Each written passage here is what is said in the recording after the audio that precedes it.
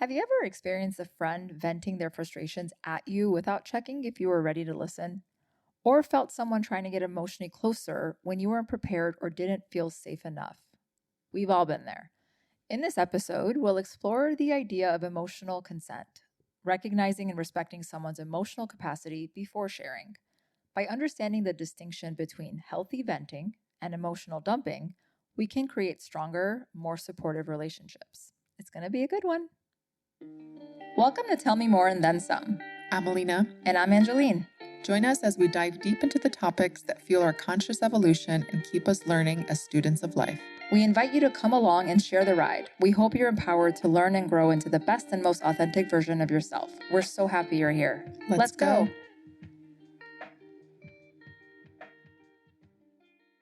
Hey, Alina. It's been the first time we're seeing each other since our trip back from Mexico. Hola, lady.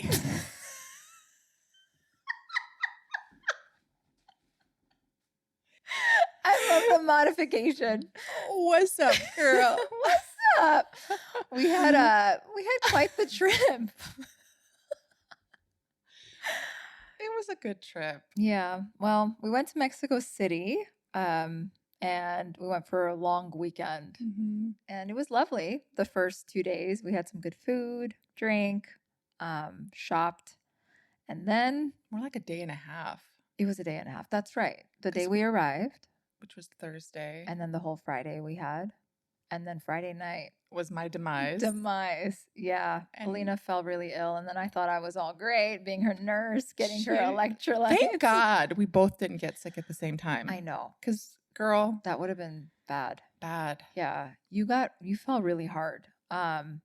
Yeah. And then I followed suit about 12 hours later, and we were both really struggling, unfortunately. It wasn't a great, it was nice to be stuck in a room with you, but with 2 HBO channels. Montezuma took over. Yeah. Damn Montezuma.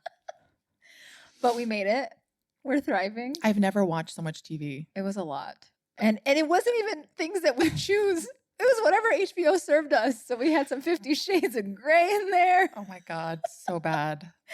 Yeah. Adam Sandler. A lot of Adam Sandler. Mm-hmm. For some reason, he was having a moment, but it's okay. I think we also, I feel like, stuff happened that it kind of inspired us to do this episode, right? I think a lot of good conversation and banter came out, and we're excited to get into this with you about emotional consent, shall we? Before we say that or do that, Mexico City's beautiful. Oh, yeah. Oh, right? Yes. Go off. Tell us. It's such a beautiful city. Gorgeous. It's stunning. Like, I knew it would be beautiful, but I didn't think it would be that beautiful. Like, it's clean, it's lush. I'm obsessed with trees and greenery and anything, living. So like the dogs, the trees, it was just beautiful, and the people are just the nicest people. The food is phenomenal. I would warn against the ice. I think it's a real thing. I've been to Mexico, for those who know me, at least 20 times. And I have never gotten sick, ever. And so maybe going into this, we were a little cocky. I don't know. Because you did ask me, you're like, well, I was terrified. And you're like, well, you told me I've been there 20 times. We're fine. The one time I went to Mexico, Riviera Maya, we were brushing our teeth with bottled water. Like, I'm a little insane. And we were drinking bottled water. We were. And we were taking some proper precautions of like, okay, we're not going to have we're not going to have salads or things that are exposed to the water. But we were having drinks with ice in them. And I think the culprit was that darn carajillo. The guy was shaking that thing like his life depended on it. With ice inside. Inside. And all of that ice melted into our glass. And I know. It was really after that. It was shortly after that.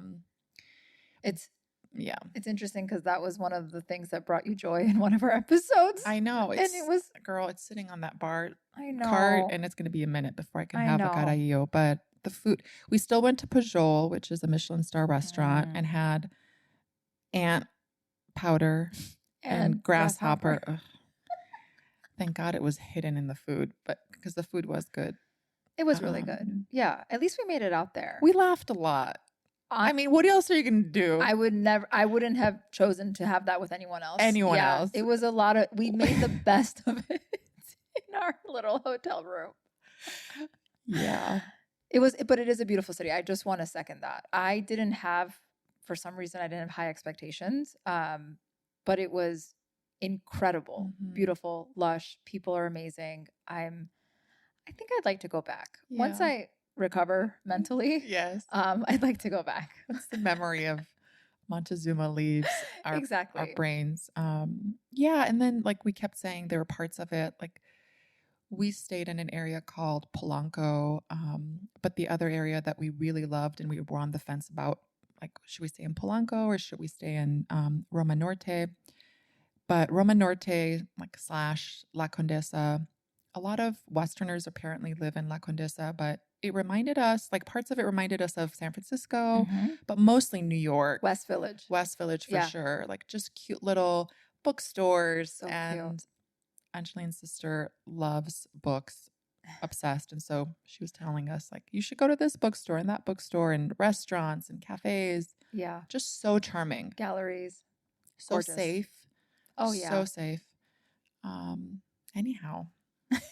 We had a lot of good conversations about things. Yeah. Which, to your point, led us to this topic. I'm excited. Yeah. So let's get into we've all heard of consent, right? Whether it's sexual activity, medical care, data privacy, whatever it is. But we don't typically hear about emotional consent. So emotional consent is respecting someone's emotional capacity and willingness to engage in an emotionally charged conversation before sharing your own feelings or burdens with them. It's about gauging the other person's emotional bandwidth before unloading your problems. And what that does, it gives the people we love a chance to decide how they want to engage with us, how they want to be engaged with, and what opinions they may or may not want to hear. Because let's face it, sharing emotional burdens without any consideration for your friend's capacity can put them in a stressful and uncomfortable position, and we don't want that. Yeah, and I think this trip was what really sparked more of like a deep dive for myself into this. You know, I think I had some misconceptions about not so much the emotion, like the dumping and like sharing my burdens, but more about how comfortable someone else is in engaging on a deeper, more intimate level or more emotionally charged conversations. And it's not something I've paid super close attention to in the past. So I'm excited to continue talking about this and therapizing myself about it and all the things. Yeah. And I mean, there's a big difference between emotional dumping and healthy venting, right? So emotional dumping is a one-sided conversation. One person's unloading without any consideration for the other person's capacity to hold space. And it typically leaves the listener feeling drained. Whereas healthy venting is a mutual conversation that both parties are willing to have and take part in. And this usually involves one person releasing frustration and or seeking a solution, and another person demonstrating empathy and active listening. And I think I'm more of an internalizer. You know, you and I have talked about like internalizers versus externalizers. Yep. And I think you're more of an externalizer. Yeah. Is that true? Excuse me. Yes, I do think that's true. I tend to express my emotions, fears, anxieties outwardly versus holding them in. And I again, therapy. I learned in therapy that others like yourself may be internalizers, which is not really expressing emotions either because you're not socialized to. It could be part of trauma. It could be that there's fear behind it. There's many reasons. Definitely trauma. Yeah, I mean, yeah, it's how you I grew think, up. I think, Yeah. yeah. I And think, that's how you coped probably. yeah. Like I just didn't, I think I didn't think that there was enough space for me to Mm, express my emotions in my environment because yeah. there was so many other things happening that I think I just learned to like internalize them and process them internally because again, there just wasn't enough space for Right. me and my feelings and my emotions. And so I think I've learned over the years, it's still work in progress, but I I learned over the years to process internally. Yeah. Um and I think it's helped me actually a little bit with like emotional regulation and not reacting to things so quickly. Yes. But it's also important to recognize that my feelings do matter. Absolutely. You know, my emotions do matter and I should I should have relationships with people who can hold space for me, That's exactly what I was going to say you right now. know? People can hold space for you. Yes, and I So, deserve that. absolutely. I think it's yeah, it's work in progress. Of course. And I mean, back to what you were saying about emotional dumping, I don't foresee you being somebody that emotionally dumps on people because of Mm. that. But an example of that I think would be helpful to share is, let's say you have a friend that as soon as you see them, they begin just talking about their work frustrations and this girl and yada, yada, yada. And they don't realize that you're also having a stressful day. Let's say something's on your mind, a family member is sick, and they're not gauging where you are emotionally, Mhm. and that if you have the capacity for it. And this I've come across this, and hey, I'm sure I've been that person before too. Even with you when I was younger, I think I would just call and dump without considering where No. you were. Okay, well, thank you, that's I would kind. ask, "How's it going? How are you Yeah. doing?" Right? Like, if you call here's sorry, can I No, please. so, because I knew someone like this where I would call them, right? Because you just Yes. said, "I would call you," Yeah. right? So you're calling me. Correct. Okay. Now, imagine if I call you Yep. and as soon as I call you, you're like, "Hey," and I'm like, "Hey, how are you doing?" Because that's what normal people do, right? Yeah. You ask each other how you're doing, Right. and you go right into it. Oh my God, this, and you go on Mm. and on and on with the dumping Yep. for literally 10 minutes Yep. Yep. without even stopping to ask, "Hey, wait a minute. You called me. Is there a reason Oof. that you are calling, like stopping and having the wherewithal like to Yes. just say, wait a minute, this person just called me probably because they wanted to say something or Yep. ask me something and I'm just dumping, right? Yep. So no, you don't do that and you have never done that because you were calling Yeah. me, right? Yes. The 911 dial. Yes. Sometimes I would do that. So Thank you for clarifying that. it's warranted. It is very different. Yeah. And again, back to what you were saying, that self regulation is a big component of avoiding that emotional dumping on your loved ones, right? I I think sometimes even like stimulus comes in, I get stressed out, I need to talk about it. Mhm. But sometimes it's good to take a step back and regulate myself, journal about it, think about what am I actually feeling versus relying on a friend that might not have the capacity to sit there and listen to me and then draining their energy if I don't actually know how I'm feeling. I don't even know Mhm. if that makes sense. It does. Okay. Or if, like I think we know people like this. If it's the same topic all the time, Mm, right? hmm. And it is dumping. Yes. Like over and over and over and over again. And like I've said this to people who I love, which is really hard, but I've said, look, it's gotten to a point where it just feels like you want to dump this information on me and I've given you my input because you've asked for it. Hmm. Perhaps your therapist has given you input. You know what you need to do, but you just keep doing the same thing over and over again. Mm, Like, Mm-hmm. What are you looking to achieve here? Like, do you Great want to questions. change? You know, do you want to make that difference in whatever it is that you're trying to vent about? Like, does that Yeah, make sense? Like, absolutely. you keep complaining about the same thing. Yeah, yeah, What are you doing about it? Or right, do you just want to keep complaining about it because that somehow makes you feel better? right. I don't know. Or even like we talked about in a previous episode, like asking, what do you need? Right? Like, what Yeah. is the purpose of this? Yes. Right? Do you want me to Yes. listen? Do you want me to validate you? Because Yes. Because it's exhausting, yes, it right? is. Whereas, like, if it's just, hey, I need to vent, like, I can take that person much more seriously Absolutely. if it's a different topic, perhaps, Yeah, or if it just doesn't feel like it's dumping. Yeah, that's the only word that's, I think, totally. appropriate. Yeah, that makes sense.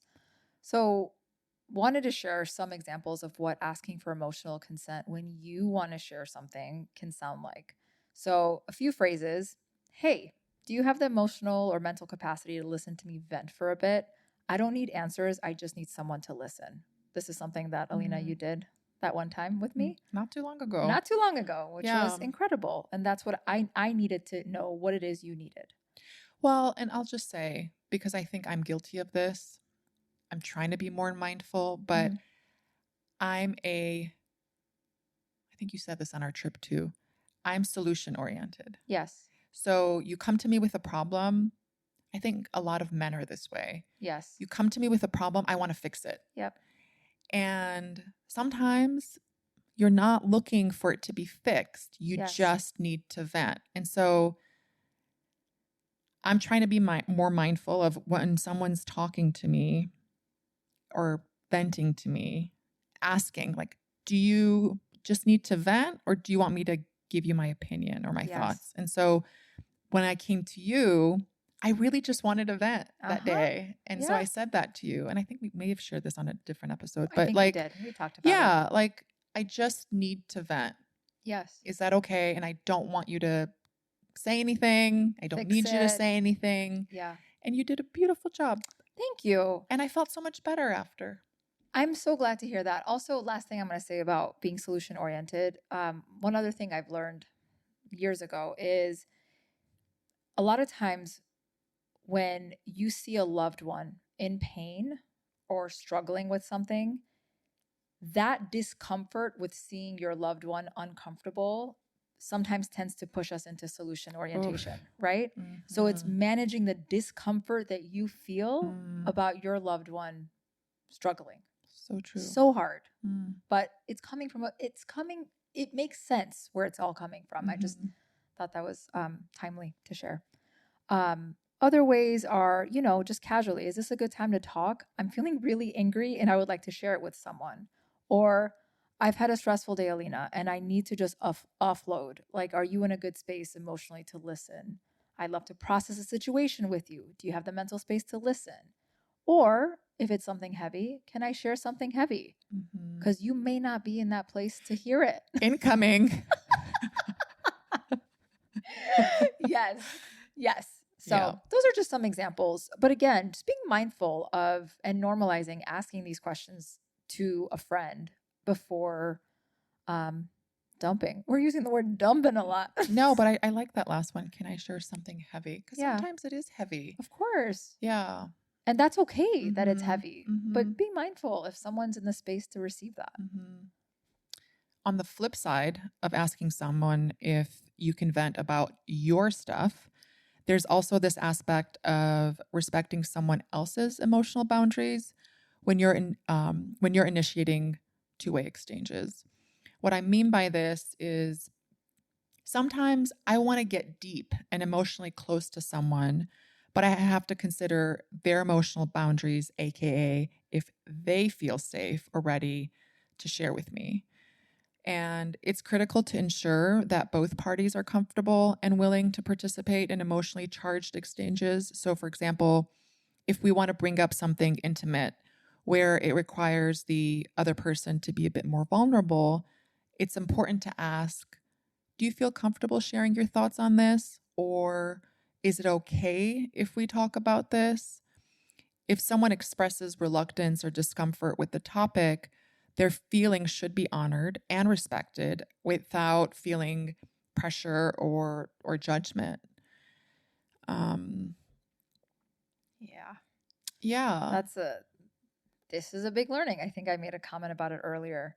I want to share a story. There was this guy that I was dating, trying to start dating, and he was in New York, and I went over for a weekend to visit him, and we were out, and I was asking him. I was asking about his job, but I also was trying to get a little deeper. Like, what is it about building things that, brings you joy? And I guess I was getting a little too in the weeds about some vulnerable things, and he snapped at me and basically said, like, can you stop asking me these types of questions? I already told you why I like this job, and done. Obviously the snapping was not appropriate, but it really made me reflect on, wow, maybe I was trying to go to a place with this person that he wasn't comfortable going yet, right? Maybe there's some trigger that I hit that he wasn't ready to be as vulnerable with me about. And I just have to learn that not everyone wants to quote unquote go there, and I can't make someone be further along than me, and there is such a thing as emotional boundaries. So big learning there, and Yeah. it's come up a lot. Yeah. I remember being in the Uber when you In shared this Mexico. story with me. Oh yes, we talked about it. And we'll name him John Doe. Because after you told me that story, I was like, well, he's a jerk. Yeah. And we don't like him. We don't like him. No, we don't. Absolutely He not. does not sound like a nice human. Zero. So, bye. bye. Delete. Boy, bye. But I said something to you about reading between the lines. Yes. Yes. And I think a lot of us can be better at this, right? Like, because Yeah. I had an ex where he had a lot of trauma, and in my mind, I was like, well, you should talk about it. And I thought, it'll make you feel better if you talk about it, and this, that, and the other. And it was always a trigger for him. And he didn't want to go there, right? Yeah. And that's okay. You don't have to go there. Who am I to tell you that you should be ready to go there? Yes. And reading between the lines is really important. Like, some people are not going to say to you, listen, I think most people aren't going to say to you, listen, No. I'm not ready to go there. And this is my boundary. And so John Doe over here, he was clearly not ready. No. Or didn't want to go there with you. And I think we can all do a better job at reading between the lines and not pushing people. Right. Just because we want to go there or we're ready to go there. Right? Exactly. And I will say one thing. Thank you for that. I used to be on kind of like a high horse about, well, they're not evolved if they don't want to get vulnerable, right? Like, I'm so comfortable with myself, and I've worked through all my shame and trauma that I can talk about anything with anyone. And I'm vulnerable enough where you should be vulnerable too. Exactly. And if you're not my people. No. And I know that's not true. Like, it was what's the word where you like think you're better? I forget. Elite? No. There's something else. But I felt superior. Wow. Lady. Superior.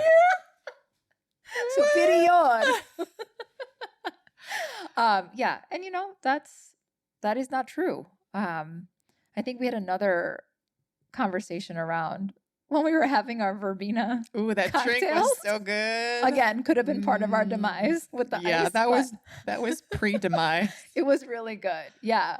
But didn't we have some sort of conversation around this? We did.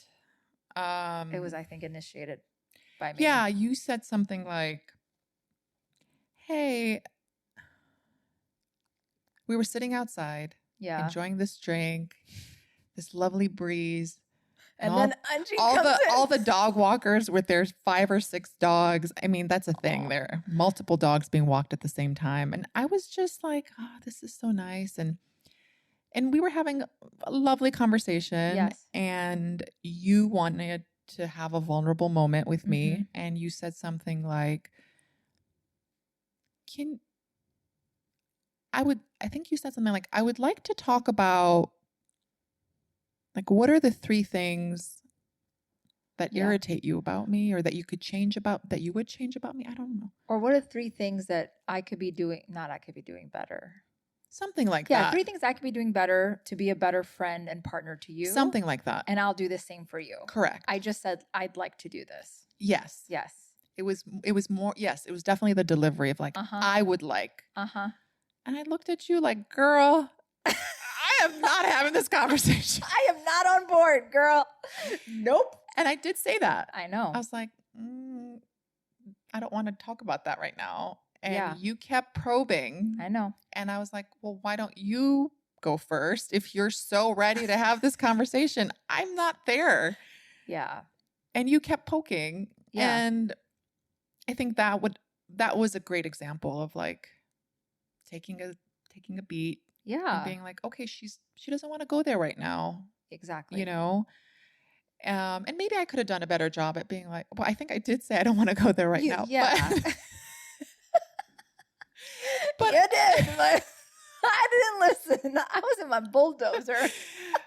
But we had we did have a conversation around it. It was But it was brief, short. But yes. obviously that conversation could have been a lot more successful had I maybe at the beginning of the trip framed it up to say like, hey, maybe at some point, because we're working together and we're friends, like, why don't we talk about how we can be better for each other, or what are some things that we can give each other feedback on so that we can continue getting stronger and stronger. Yeah. And maybe planted that seed. Yes. And asked you, like, if that's something you're interested in doing, let's Yeah. have a conversation when we have dinner or something. Yes. And then saying like, are you ready to have that conversation now? Right. Instead of I would like to. Exactly. Yeah. I was completely unaware, and I'm really grateful for that experience because, again, now that's going to increase my awareness, and awareness is amazing. It really is key. It is. Yeah. You know, it is key. and I'm proud of us. I'm proud of us too, man. Yeah. Hashtag Lady, shout out. not man. Shout out to Lady. our girl. So we like to end our episodes with something that's bringing us joy lately. Alina, do you want to go first? Yes. I would say summertime in Chicago. I think it's just a magical city during the summer months.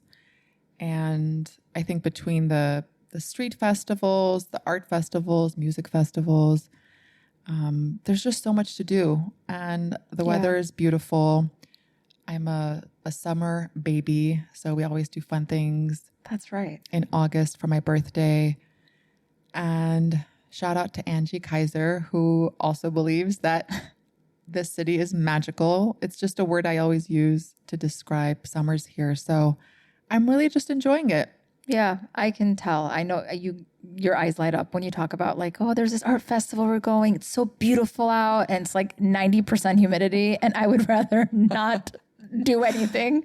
But yes, I can see how much joy that brings you, and I love it. Yeah. What's bringing you joy lately? So last weekend, my sister and I went to the Justin Timberlake concert, and girl, it was so good. It felt like it was our childhood teeny bopper years, because I mean, I haven't seen him since forever.